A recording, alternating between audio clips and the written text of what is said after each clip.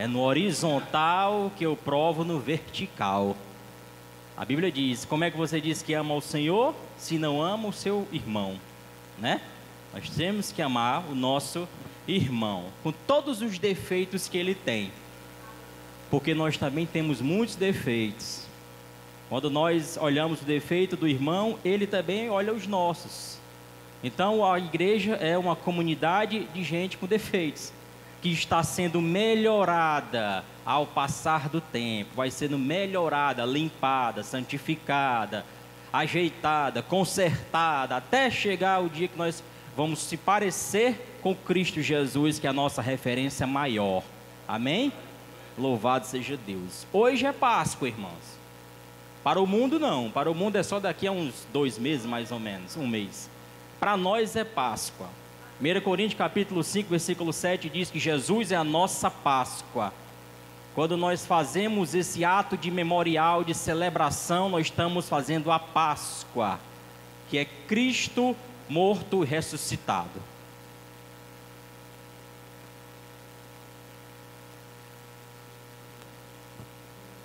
Amém? Louvado seja o nome do Senhor. Eu queria que você abrisse a sua Bíblia. Eu quero trazer uma reflexão. Nós vamos falar sobre Páscoa.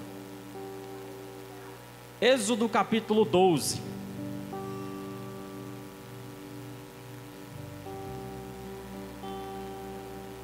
Êxodo capítulo 12.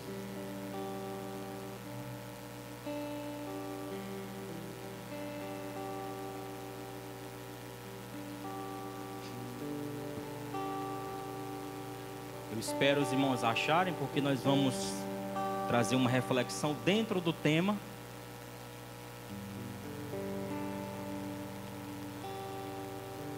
É um culto temático, uma mensagem expositiva. Êxodo capítulo 12, versículo 1 em diante. Estou de veras feliz, irmãos, porque estou vendo alguns irmãos aqui, né? Eu já não vi há algum tempo. Irmão Adir, irmão Fabrício, que está ali, né? Louvado seja o nome do Senhor, glorificado seja Deus. Capítulo 12 do livro de Êxodo, a qual escreveu Moisés, inspirado pelo Senhor. Versículo 1 diz assim: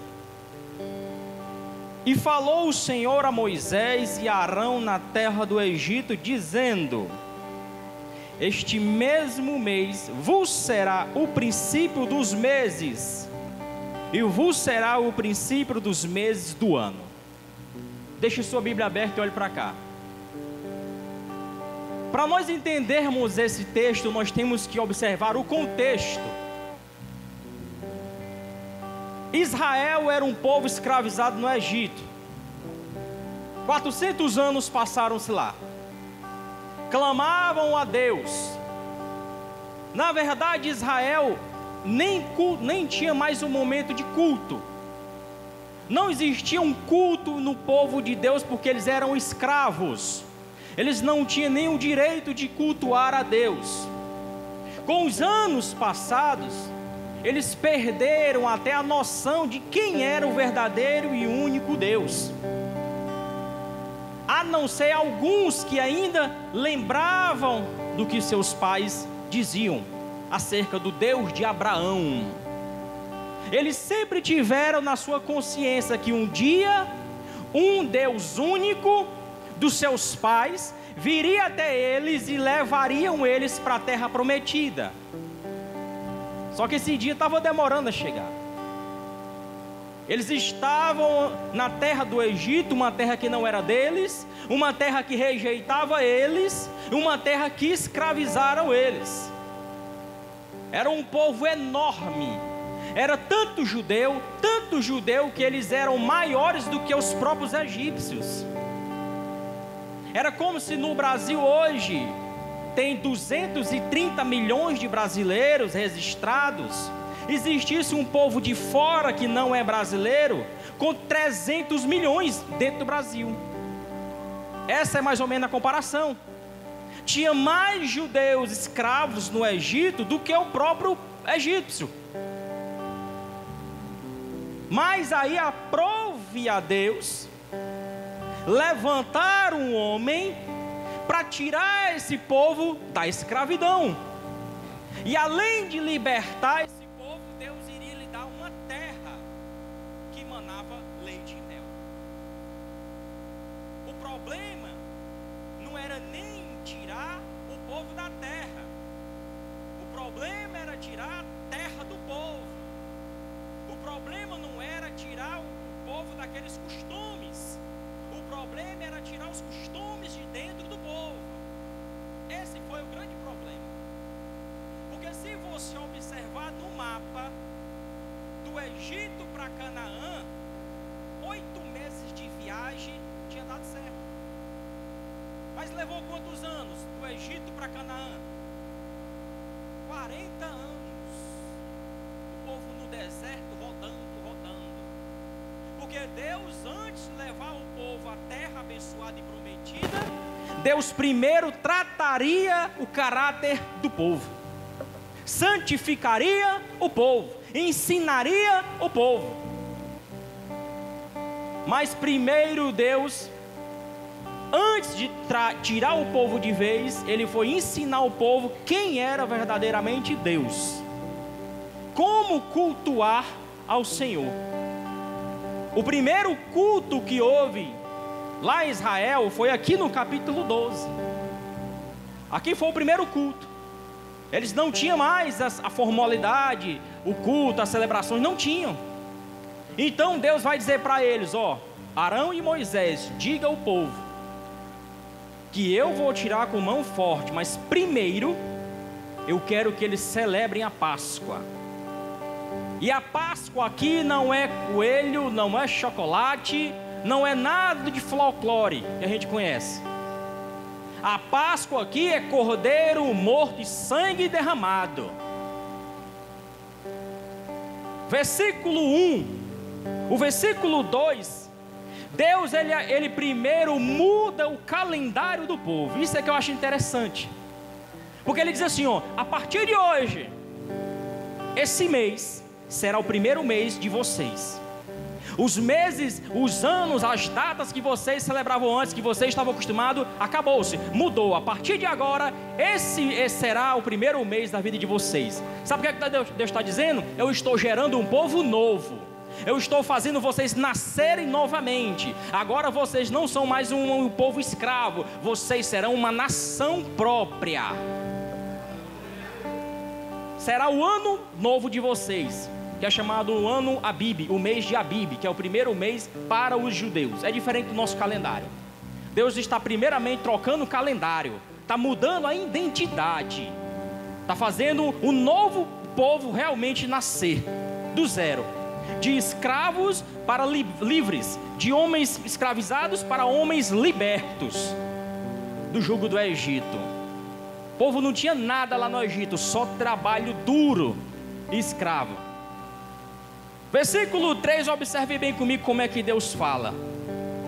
Fala a toda a congregação de Israel, dizendo: ao 10 deste mês, tome cada um para si um cordeiro, segundo a casa dos pais, um cordeiro de cada família.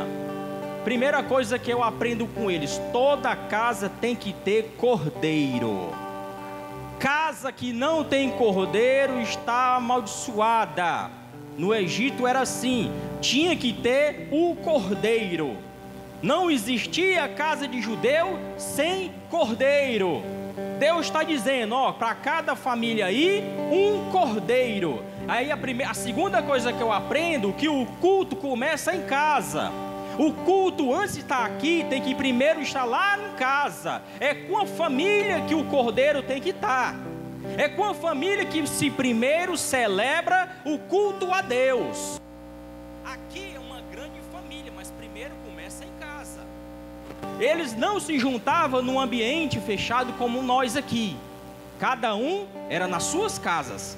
As famílias se reuniam e cada um tinha que ter um cordeiro. Não existe crente, homem de Deus, mulher de Deus, sem um cordeiro em casa. O cordeiro tem que estar na casa. Se eu perguntar aqui, na sua casa tem cordeiro? Tem cordeiro ou não tem? Porque crente tem que ter cordeiro em casa. O cordeiro não é só aqui na igreja, o cordeiro é para estar lá na sua casa. Você vem para a igreja com o cordeiro de lá. Você não vem pegar o cordeiro aqui não. O cordeiro está lá, é para estar na casa. É para estar dentro da família, é para estar com cada um. Casa que não tem cordeiro, o devorador vai pegar. Tem que ter cordeiro dentro de casa. Tem que ter. Não existe crente que não tenha um cordeiro na sua casa. Quem está entendendo a mensagem? Na minha casa tem cordeiro. Na sua casa tem cordeiro? Quem chegar na minha casa vai sentir a presença do cordeiro. Na minha casa tem cordeiro de manhã, na minha casa tem cordeiro meio-dia, na minha casa tem cordeiro de noite. Lá no meu trabalho tem cordeiro. Na minha vizinhança onde eu vou tem cordeiro. E quando eu chego aqui tem cordeiro. Cadê aí o que tem cordeiro na sua casa aí, irmão? Levanta a mão. Tem que ter cordeiro. Crente que não tem cordeiro em casa está com defeito de fabricação. Tem que chamar o cordeiro para dentro de casa. Tem que trazer ele novamente. Você está correndo um perigo se sua casa não tiver cordeiro. Primeiro o culto se começa em casa. Tem que ser celebrado em casa. Foi o que Deus disse: olha, cada pai de família pegue um cordeiro para sua casa. É em casa que o ministério flui. Não existe um excelente ministério se em casa está mal. Em casa tem que estar bem para fluir na igreja. É em casa que se começa o culto, é em casa que se começa a adoração, é em casa que se começa o serviço, é em casa que o cordeiro tem que brilhar, é em casa. Aqui é uma consequência do que acontece em casa. A gente não vem aqui para ficar cheio. Eu tenho que vir para cá cheio. Eu tenho que vir de casa para cá transbordando. Eu tenho que vir de casa para cá com o espírito à flor da pele. Porque aqui eu venho servir. Em casa que eu me encho e venho servir aqui. Isso aqui é um serviço que todos nós prestamos a Deus. Então o cordeiro tem que estar em casa, irmãos. Se tua casa está sem o cordeiro, cuidado, você está correndo perigo grande. Separe o cordeiro para a sua casa. Os irmãos estão entendendo? Versículo 4. Mas se a família for pequena, para um cordeiro, ó, está falando de família. Mas se a família for pequena para um cordeiro, então tome só com seu vizinho perto da sua casa, conforme o número de almas, cada conforme o seu comer, fazer conta conforme o cordeiro.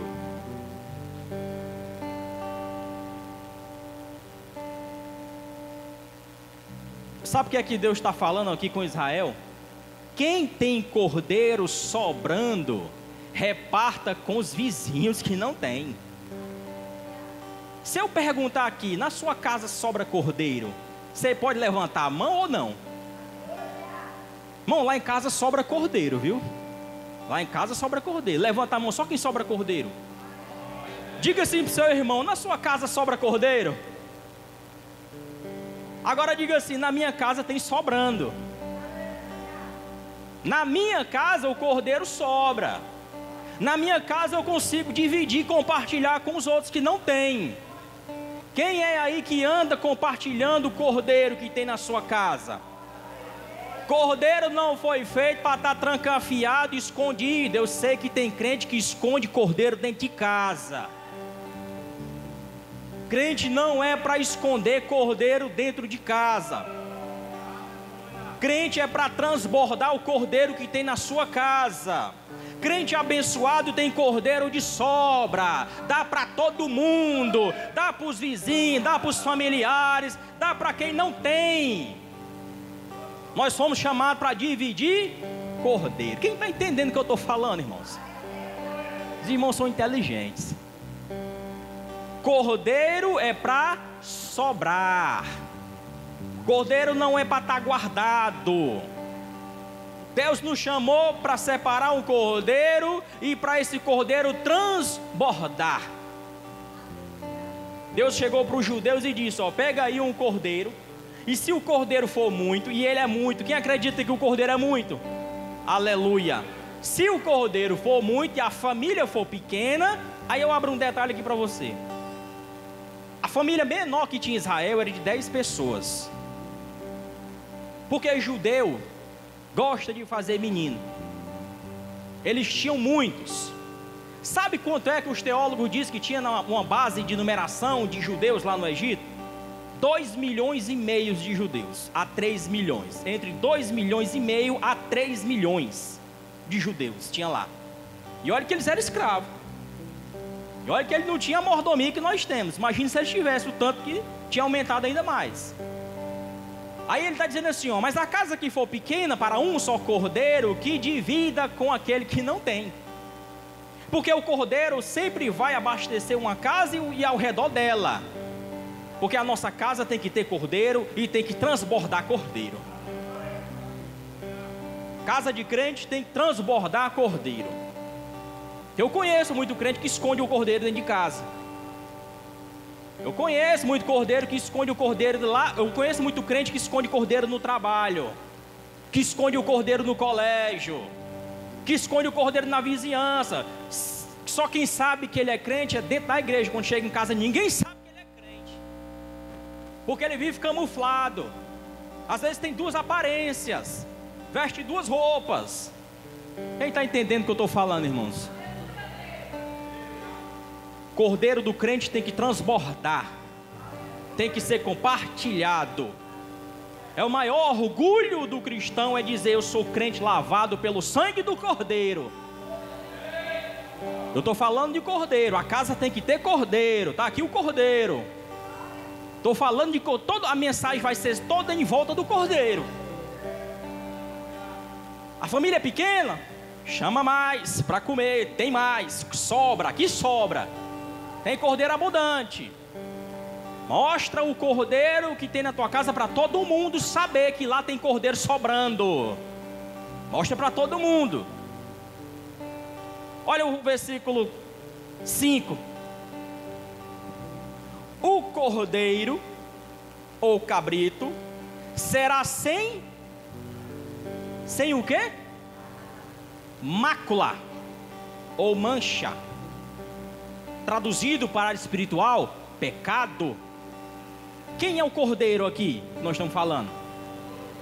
Nós estamos falando nesse tempo todo de quem? Nós estamos falando de Jesus. Ele é o cordeiro de Deus que tira o pecado do mundo. Aí Deus manda Moisés falar para o povo: ó, traga um cordeiro para dentro da sua casa e reparta com sua família e com os vizinhos. E detalhe, não pode ser qualquer cordeiro. Não pode ser qualquer cordeiro. Porque cordeiro tem muitos. Se é pregado por aí muitos Jesuses, tem um bocado. Mas o cordeiro imaculado que Deus mandou essa terra para morrer por você, eu só conheço um. Somente um. Aquele que foi lido pelo presbítero Rafael no início aqui no capítulo 53 de Isaías. Esse cordeiro é sem mácula, sem pecado. Ele não há nenhum resquício de erro nele.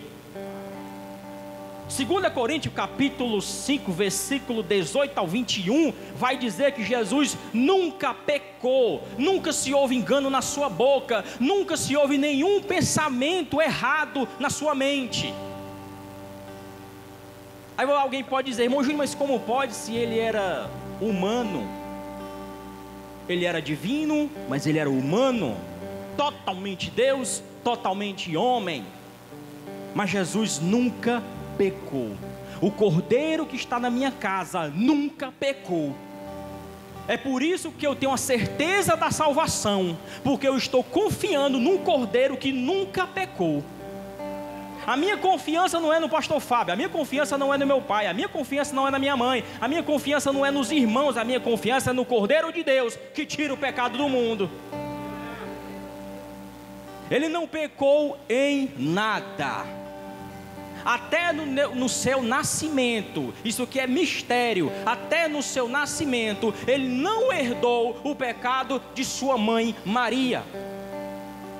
Todos nós aqui nascemos debaixo de pecado, todos nós, porque nós herdamos o pecado de nossa mãe, e ela herdou da mãe dela, e a mãe dela da mãe dela, até chegar em Adão, que foi o culpado de todo o pecado de ter entrado no mundo. Então não existe nenhum homem que diga, eu nasci, eu sou santo, sem pecado. Não existe. Toda a raça humana está caída, como diz Paulo lá em Romanos. A humanidade caiu e pecou, não existe um justo sequer. Todos estão destituídos da glória de Deus. A raça humana pecou contra Deus. Toda ela pecou contra o Senhor. Mas o Cordeiro que está na minha casa, o Cordeiro a quem eu sirvo, ele não herdou pecado nenhum. Sabe por quê? Quando o anjo Gabriel chega a Maria, que ele anuncia que ela vai ter um filho, seu nome será Jesus, e ele será o herdeiro de Davi, herdará o trono de Davi, seu pai. O anjo diz assim, ela diz assim, mas como poderá ser isso, se eu não tenho marido? E aí o anjo diz a ela, não se preocupe, porque antes disso acontecer, o Espírito do Senhor te cobrirá com sua sombra. Sabe o que é que Deus está dizendo com isso? O útero de Maria foi preparado, purificado, santificado, para que o menino, quando entrasse no seu ventre, não recebesse o pecado dela. O sangue de Maria entra nas veias de Jesus, mas tem um filtro que não deixa o pecado ir junto. Isso é mistério. Isso é milagre de Deus, porque isso não é possível aos olhos humanos. Mas o próprio anjo disse, nada é impossível aos olhos do Senhor. Ele disse para Maria. Então, de alguma forma, Jesus, ele entra em seu ventre e não recebe o pecado que há nela para ele. Então, até no seu nascimento, ele é totalmente puro, santo e perfeito, pois não houve nenhum pecado entrando em suas veias. E quando ele cresce, para confirmar, ele não peca em nenhum momento. Jesus não tinha natureza pecaminosa, como diz uma seita por aí. Tem uma seita aí que diz que Jesus tinha uma natureza pecaminosa. Isso é heresia das maiores que existe. O meu Cordeiro não tem natureza pecaminosa. Se ele tiver natureza pecaminosa, eu estou perdido, porque a minha salvação depende dele, da pureza dele, da santidade dele. Jesus não mentiu, não pecou, nem pensamentos. A ciência diz que nós, seres humanos, pensamos 20.000 pensamentos todo dia. Diz a ciência, a neurologia, que todo dia o ser humano tem uma média de 20.000 pensamentos, na hora que ele acorda, a hora que ele deita. Se em 20.000 pensamentos, eu acredito em todo o meu coração, que o meu Cordeiro, em nenhum desses 20.000 pensamentos, houve engano e pecado. Ele não pecou no andar, ele não pecou no agir, ele não pecou no falar, nem no pensar. Em nada ele pecou, porque ele é totalmente puro, ele é totalmente imaculado, totalmente santo, totalmente eterno, o santo de Deus, como disse Pedro. Tu és o santo de Deus, separado de tudo que não presta. Só ele fez isso nessa terra, só ele. Esse é o Cordeiro que tem na minha casa, esse é o Cordeiro que tem na sua casa, e é esse o Cordeiro que nós estamos cultuando hoje. Ele é totalmente imaculado. 1 de Pedro capítulo 2 versículo 22 também diz que ele em nenhum momento houve pecado em sua boca. Hebreus capítulo 4, versículo 15 também diz: em tudo ele fez por nós, mas sem pecado. Por isso ele é perfeito para ser o Cordeiro de Deus que tira o pecado do mundo. Porque os cordeiros lá de Israel, eles morriam pelo povo, mas era pelo um breve momento. Logo no outro ano tinha que ter mais matança de cordeiros. Passava outro ano, mais matança de cordeiros. E não resolvia o problema do pecado de um modo geral. Mas aprove a Deus que Ele mandou o seu Filho, o Cordeiro de Deus, que tirou o pecado para nunca mais haver sacrifícios. Nunca mais houve sacrifício de sangue nessa terra. Bendito seja Deus que nós hoje não precisamos trazer cordeiro aqui, matar e tirar seu sangue para fazer o sacrifício. Não precisa mais. O que precisa é somente a fé e o crer em seu nome, e será salvo tu e tua casa. Porque o sangue do cordeiro tem todo o poder para limpar e lavar pecados. O diabo não pode mais apontar o dedo para você por causa dos teus pecados, porque ele foi levado e limpos pelo sangue do cordeiro, que tirou o pecado de uma vez só. O sangue de Jesus é tão poderoso que ele teve poder para salvar os que estavam atrás, os que estavam no tempo dele e os que vinham para o futuro. 2000 anos depois, o sangue do cordeiro ainda está lavando e salvando e purificando e santificando e lavando pessoas. Sangue do cordeiro. Mas olha o versículo 6. E os guardarei até ao 14º dia deste mês. Então todo ajuntamento da congregação de Israel o sacrificará. Qual é o momento? À tarde. Sabe que hora foi que Jesus foi sacrificado? À tarde. Jesus é preso na sexta-feira, na quinta-feira de noite, de madrugadinha. É levado pelos soldados romanos até a sexta de manhã para ele ser interrogado. Lá na casa do sogro do sumo sacerdote. Foi julgado injustamente. Não podia se julgar naquele lugar. Tinha que ser um tribunal feito corretamente. Foi feito todo errado, o tribunal de Cristo. Não trouxeram nem testemunhas. Fizeram ele falar o que eles queriam que ele falasse. Esbofetearam ele. Julgaram ele, condenaram ele, cuspiram em sua cara. Trocaram suas vestes, tiraram suas roupas, rasgaram suas costas com as chicotadas dos soldados romanos. O azorrar. O chicote do soldado romano não é o chicote que a mãe da gente batia na gente quando era malino, quando era criança, não. O chicote que foi açoitado em Jesus, ele era uma corda e tinha pedaços de osso e de ferro. Quando pegava nas costas do condenado, que ele puxava, vinha pedaço de carne junto. Ele aguentou como um cordeiro mudo, calado, como foi falado aqui por Isaías, o profeta. Foi condenado de manhã sem ter nenhuma prova, simplesmente por inveja. A Bíblia diz que os judeus, os fariseus, tinham inveja dele. E pegaram ele e julgaram ele de uma forma errada. Levaram ele de manhã, prenderam ele. Quando foi umas 9 da manhã, levaram ele até o lugar da caveira. Colocaram a parte horizontal da cruz em seus ombros, pesadíssimo.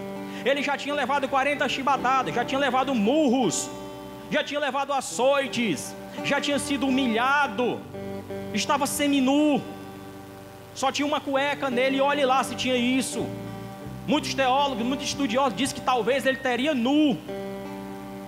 Mas ele leva a haste horizontal no seu ombro e caminha um caminho longo, de mais ou menos 1 quilômetro ou mais, carregando e sendo chicoteado, até um lugar chamado da caveira, o Gólgota. E ele arrasta essa cruz.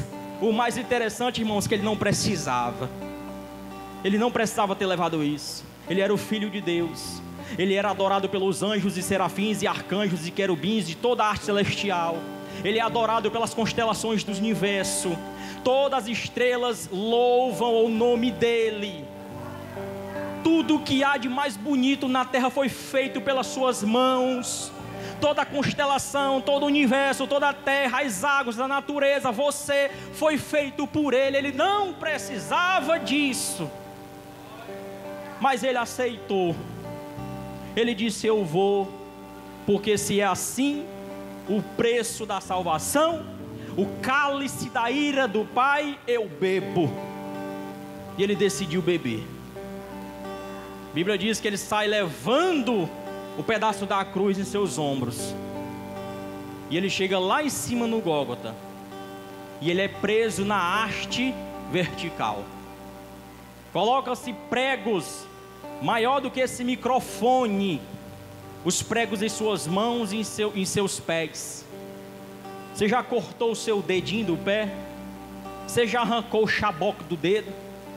Quem aqui já arrancou o chaboco do dedo? Quando a gente é criança, a gente chuta o chão, arranca o chaboco do dedo. É a maior dor infeliz do mundo. Chega em casa, a mãe da gente bota o velho metiolate que ardia em cima do chaboco. Aí joga meracilina. Alguns colocavam pó de café. E aí botavam uma faixa no dedo. E aquela dor infeliz não passava. E aí você tinha que ir para o colégio com um pé no sapato e um pé na chinela.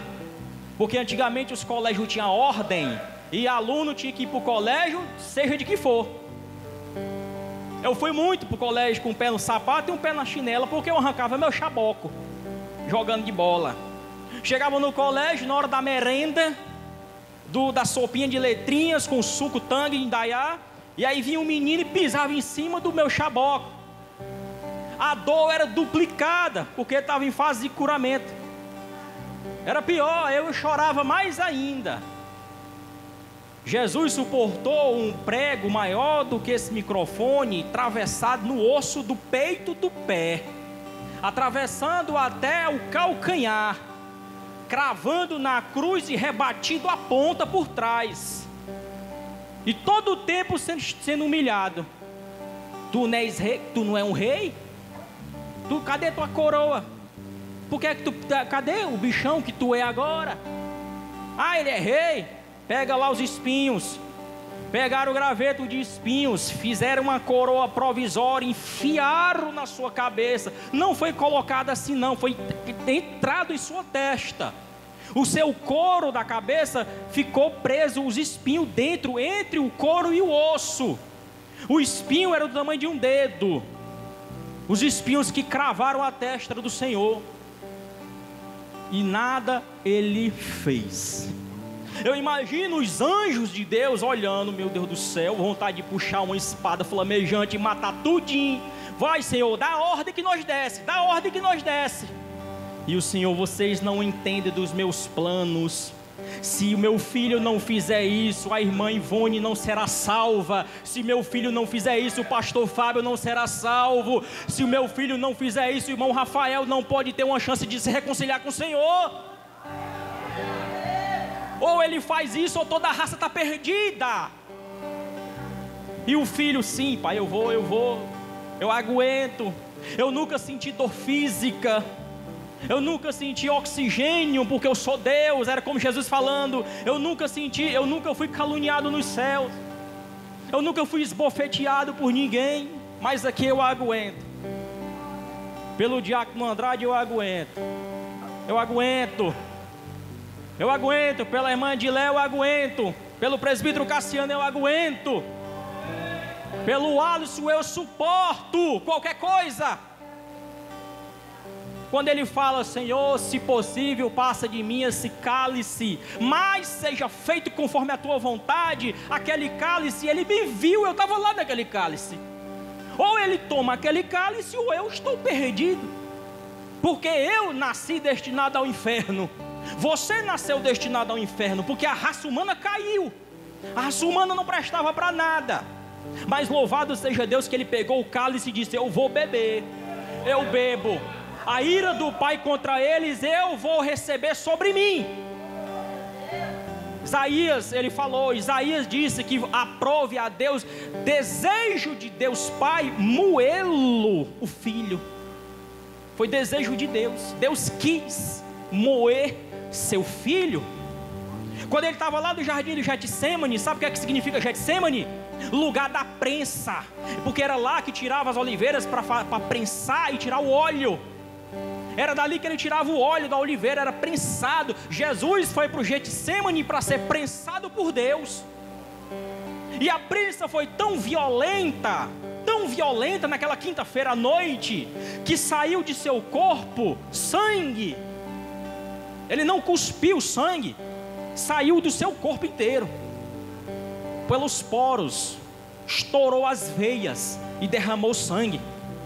Jesus estava sendo prensado, porque Deus estava derramando a ira dele, que é santa, a santa ira de Deus, no próprio Filho, para que não viesse cair sobre mim, porque eu não aguentaria receber a ira de Deus. Tem muita gente que tem medo do diabo. Eu não, eu temo é ao Senhor, porque o diabo não pode fazer nada contra a tua vida, porque a tua vida tem um Espírito de Deus.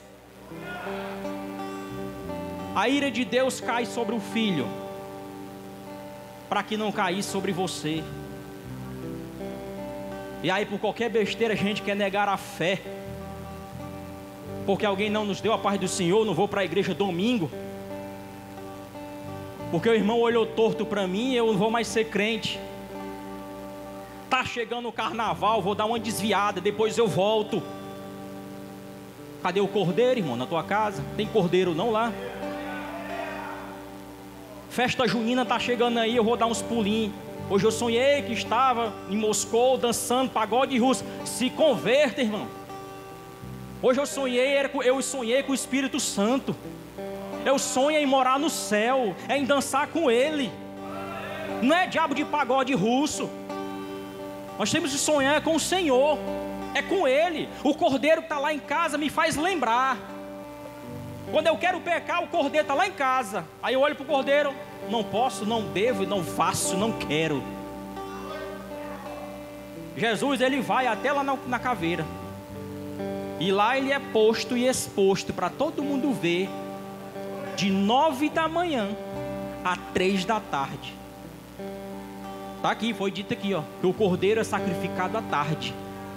Jesus, o cordeiro de Deus, foi sacrificado à tarde. Quando deu meio-dia, sabe o que foi que aconteceu? O universo entrou em colapso. A Bíblia diz que o sol se apagou. Ninguém sabe se foi nuvem, se foi o próprio sol, um fenômeno da natureza. Ninguém sabe, mas o sol escureceu. Sabe o que está acontecendo? A estrela chamada Sol estava sem entender nada. É como se ela dissesse assim: o que está acontecendo? O meu Senhor, o meu Criador, está morrendo. É um colapso na natureza. É um colapso na natureza. A própria natureza reagiu ao sacrifício do Cordeiro de Deus. E nós muitas vezes não reagimos. Nós não entendemos, nós não compreendemos o que foi o sacrifício dele. E quando é às 3 da tarde, o próximo versículo vai dizer que o cordeiro tem que ser assado. O cordeiro não pode ser cozido, nem pode ser cru. O cordeiro tem que ser assado. Sabe o que é que eu aprendo aqui? Fogo. Fogo na Bíblia, em todo o Antigo Testamento, é juízo de Deus. Observa, de Gênesis a Malaquias, fogo é juízo. Os profetas vieram, 450 profetas foi querer desafiar o profeta Elias, 50. Chamou Elias para o debate, para a briga. Lá no Monte Carmelo, 50. Escute isso aqui, 50 profetas. Vem Elias, você contra nós. Quando Elias chegou lá em cima, Elias só olhou para eles, o fogo de Deus veio e consumiu os 50 profetas de Baal. Depois vieram mais 50. Os profetas, quando chegaram lá, que viram Elias, Deus manda fogo e consome os mais 50 profetas de Baal. Todo o Antigo Testamento, o fogo é juízo. E o cordeiro tem que ser assado no fogo. Deus estava dando juízo sobre Cristo Jesus, por mim e por você. Ele recebeu o juízo do Pai, para que hoje nós tivéssemos aqui a liberdade de adorá-lo, de bendizer o seu nome. Ele foi literalmente assado, porque o cordeiro tem que ser assado no fogo. Jesus, ele fica até as 3 da tarde naquele monte escaldante, seminu, com as suas feridas abertas, as feridas dele já para o lado de fora. Aí vem ainda um soldado, ele sente sede da quentura, do calor. Ele diz: tenho sede. O soldado vem até ele e coloca fel numa esponja e coloca em sua boca para ele beber. Olha o tamanho da humilhação, irmãos. Fosse você, já você dizia na mesma hora: não, desce daqui, tá bom, chega. Até aqui eu dava, mas agora não dá mais não. Mas ele mesmo assim seguiu, com fel na boca. Quando chega o certo momento, já quase às 3 da tarde, e aí chega os dois ladrões que estão um do lado do outro, e a Bíblia diz que os dois eram ruins. Não era um ladrão bom e um ladrão ruim, não, eram os dois eram ruins. Só que um deles, olhando para Jesus, ele resolve se converter. Quando o ladrão que não se converte diz: se tu és realmente um rei, se tu és alguém divino, tira você daí e tira nós. Jesus não fala nada. Aí o outro ladrão é que vai defender o Senhor. Ele diz: como pode tu, na situação que está, dizer tal coisa? Ele não merece estar aí. Nós sim merecemos estar aqui, porque nós fizemos tal coisa. Nós fizemos por onde estar aqui, mas ele não. Quando ele olha para Jesus, ele diz: Senhor, quando entrares no teu reino, e aqui está o segredo da coisa, porque como eu posso olhar alguém que está despido, todo sujo de sangue, com a coroa de espinho na cabeça, seminu, e eu olho para ele não como um homem natural, mas como um grande rei?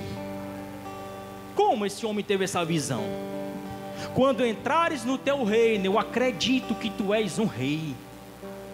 Quando entrares no teu reino, lembra-te de mim. Ele não pediu para levar para o reino, ele só pediu para lembrar. Lembra-te de mim.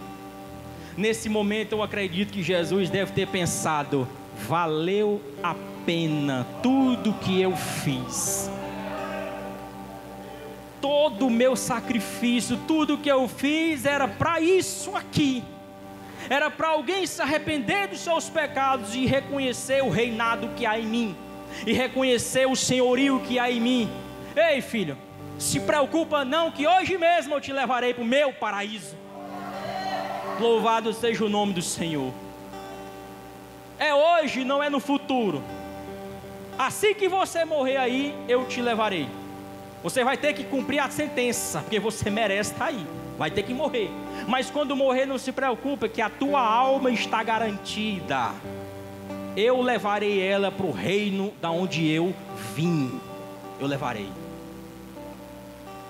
A salvação começou naquele homem que era um bandido, que se converteu ao Senhor.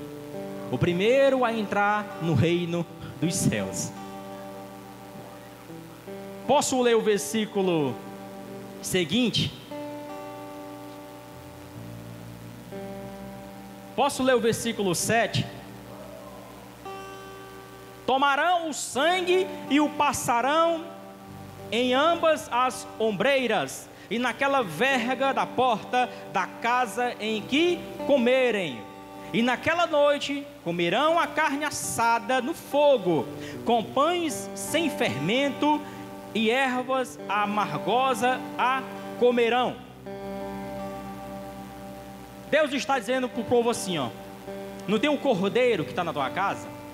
Vocês vão sacrificar ele, vai pegar o sangue dele e vai pintar as portas da casa de vocês.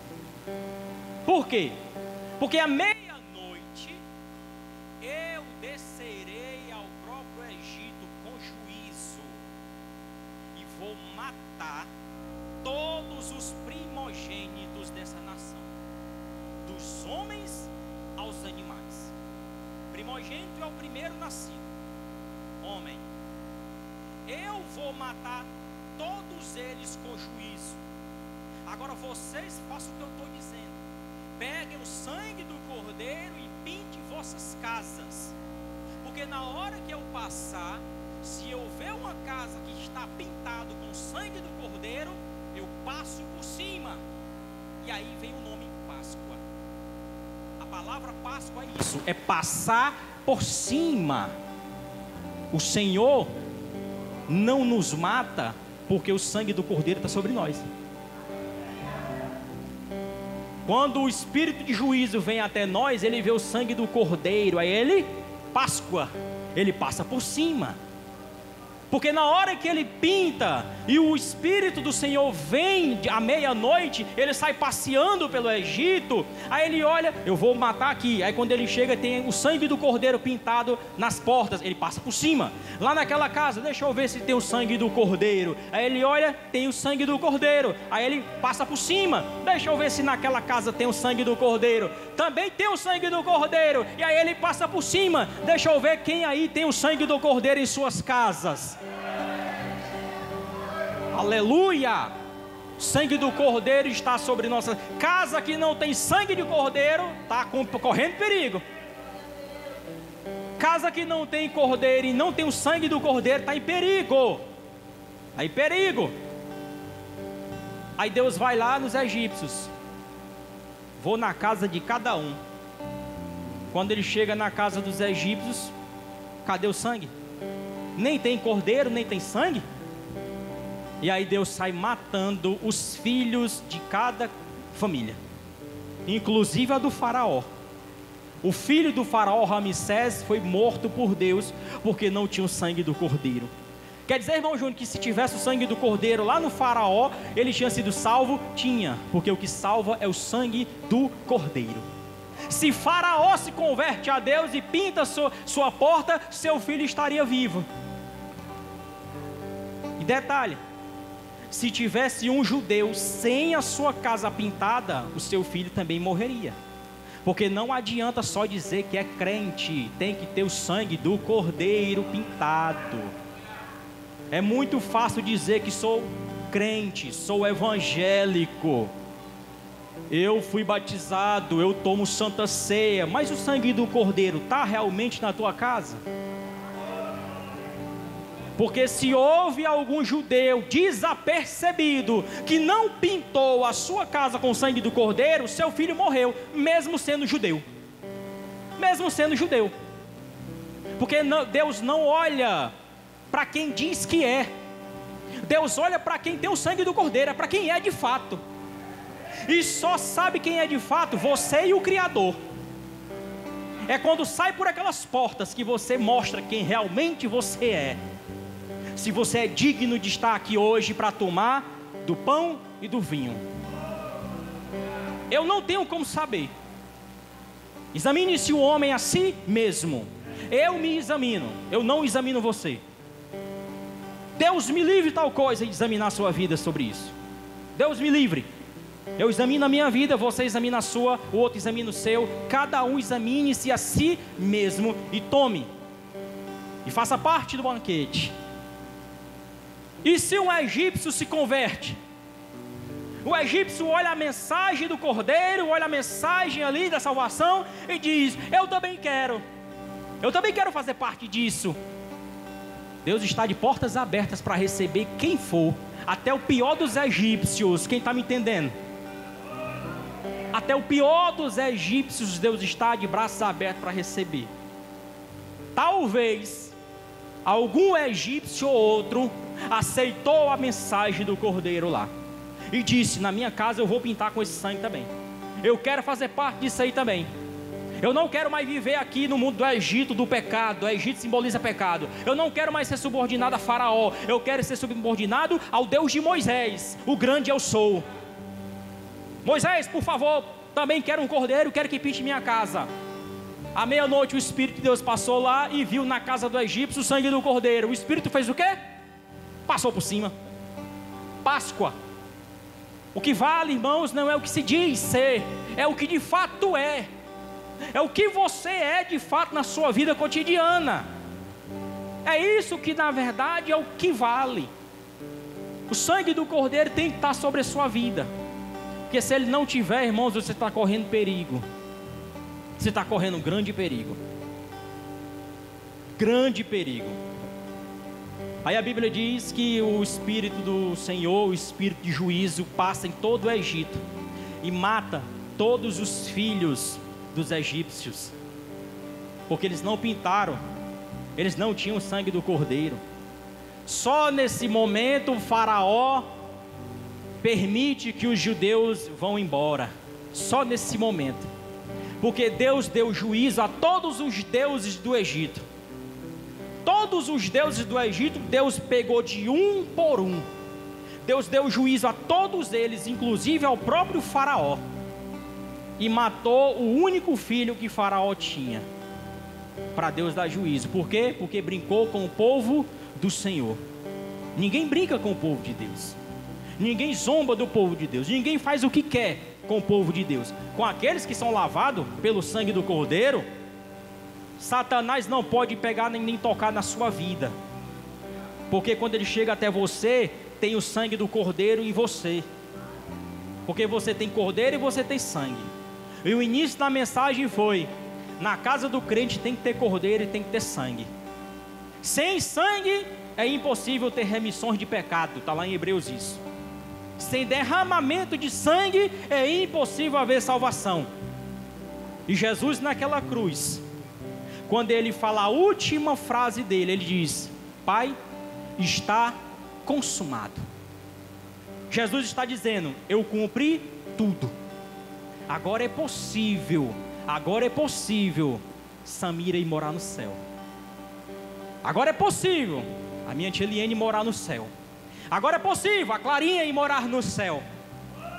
Agora é possível o Diácono Neto ir morar no céu, porque eu paguei o preço. E o preço era sangue, sangue do Cordeiro imaculado, perfeito e puro. E quando ele está na cruz, ele o seu sangue já está quase todo derramado. Porém, para que o sacrifício fosse de fato, tem autoridade por Deus, recebido por Deus, o Cordeiro tinha que ser derramado sangue no total. Não podia ficar nenhum sangue no Cordeiro, nenhum. Se só matasse o Cordeiro e deixasse ele lá, Deus não recebia o sacrifício. E aí quando Jesus está morto na cruz, um dos soldados olha para ele e diz: será que ele morreu? Ou será que ele está vivo? Ele já está de pescoço baixo. Aí o outro vai e diz assim: vamos testar. Ele pega uma lança e fura as costelas do Senhor. Nesse momento sai água e sangue, o restante que tinha. E aí nesse momento o sacrifício é completo, e Deus recebe o sacrifício do seu Cordeiro Santo.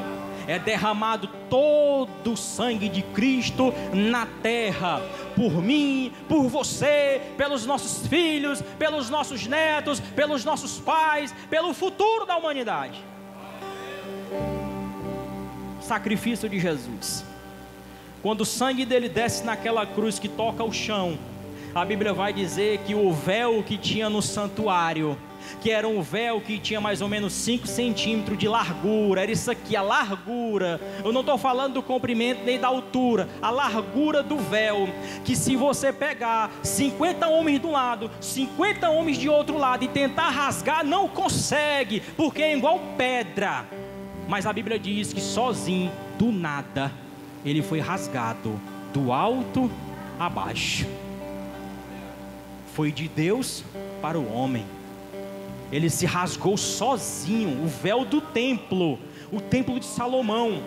Deus está dizendo à humanidade: não tem mais véu, agora está revelado. Qualquer um pode chegar à minha presença, qualquer um orando eu escutarei. Eu agora não preciso mais de sumo sacerdote, de levita, de sacrifício de cordeiros, de nada disso. Agora é qualquer um que se chegar com o coração contrito e arrependido, eu receberei como meu.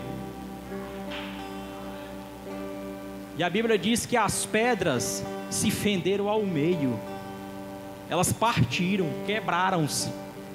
Ainda teve mais coisas.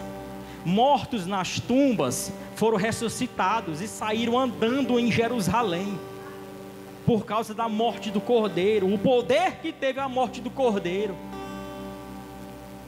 Hoje, irmãos, é momento de nós refletirmos sobre nossa vida, sobre como somos crentes, sobre como servir de fato como Ele quer. Será que realmente o cordeiro está na sua casa, ou você tem jogado ele para fora, expulsando aos poucos? Hoje é momento de reconciliação com o Senhor e com o irmão. Eu não posso examinar a tua vida, mas eu posso lhe dar um conselho. Se você tem algo contra o seu irmão, o momento é esse aqui, antes de vir ao Cordeiro de Deus e tomar do cálice e do pão. Você vai fazer isso na sua consciência. Eu não sei o que passa na sua consciência e também não quero saber. Se eu tivesse o poder para isso, eu pediria ao Senhor para tirar esse poder, porque eu não quero ver. Já tem a minha própria consciência que eu tenho que manter.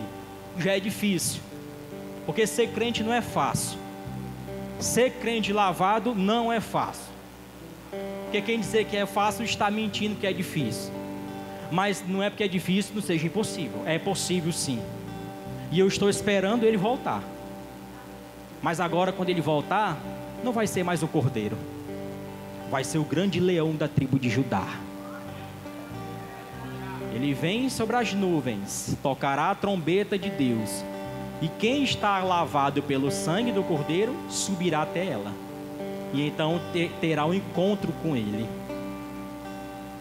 Os irmãos reflitam sobre isso, sobre o que Jesus fez por você e o que você está fazendo por ele. O que você faz por ele na sua vida? Você serve ele no dia a dia, no cotidiano, fora da igreja? Até momento de reconciliação. Vamos ficar de pé para louvar o nome do Senhor. É bom. Deus é maravilhoso, irmãos. Agora nós vamos participar do momento mais especial do culto cristão. Momento mais magnífico. Nós vamos simplesmente comer da carne e do sangue desse cordeiro. Ele é fiel, ele é vivo, ele é justo, ele é verdadeiro. Quem crê assim diz amém. Glorificado seja o nome do Senhor. Tem alguém para se reconciliar com o Senhor hoje? Antes da ceia? O momento é agora. Alguém para aceitar a Jesus? O momento é agora. Se quiser, venha na frente e se reconcilie com o Senhor, porque dá tempo. Você não sabe o dia de amanhã, mas o de hoje dá tempo. E o Senhor está esperando por isso. Todos estão bem com Cristo? Lembre que o culto começa em casa, depois vem para cá. Aplauda ao Senhor bem forte.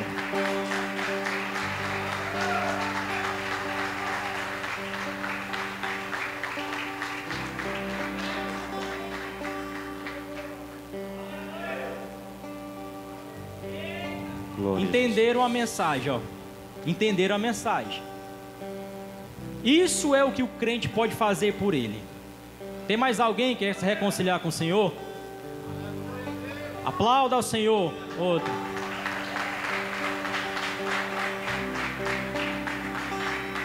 Mais alguém, irmãos? Vou passar para o pastor Fábio para ele dar a celebração da ceia. Aplauda ao Senhor. Outra.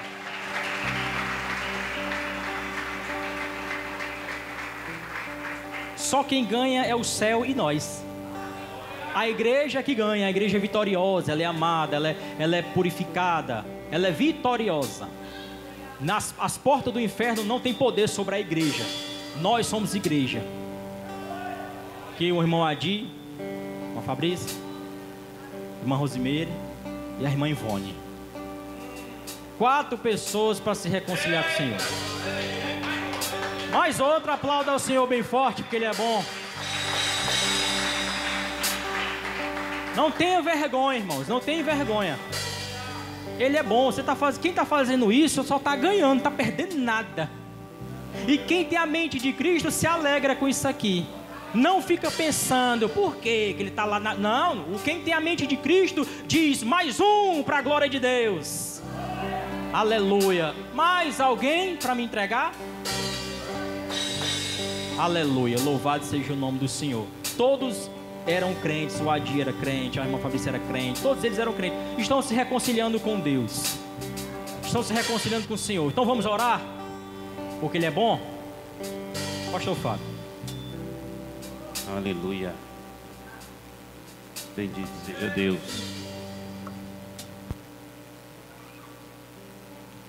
Estenda suas mãos para cá, irmãos, por favor. Jesus padeceu